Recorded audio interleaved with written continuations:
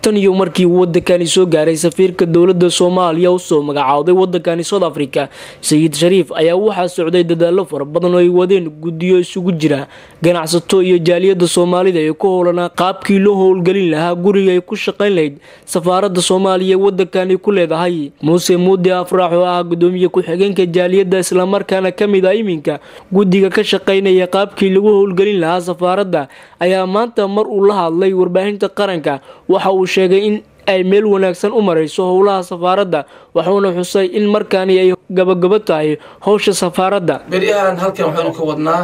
horumarkaas oo ah mid la taaban karo Soomaalidu waxay tiraahdaa biyo saxaabada looga oombaxa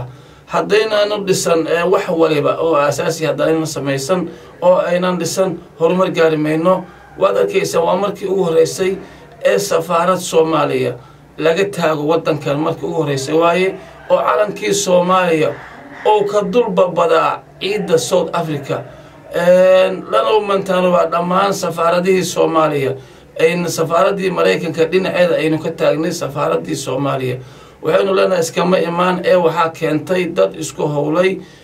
waxaanu leenahay dadkaas khayr Allah siiyo ayaanu leenahay bulshada Soomaaliyeedna waxaanu kula dardaarmaynaa inta dhiman inay dhameystiraan si kastaba haatee dhawaan ayaa la filayaa in albaabada loo furo safaaradda Soomaalida ee ku yeelan doonto wadankani South Africa oo wax badan ka qaban doonta baahida xagga sharciyada oo ay ku dhiban yihiin shacabka Soomaalida ee ku nool wadankani South Africa Cabdillaahi Qorshe warbaahinta qaranka Soomaaliya magaalada Cape Town wadanka South Africa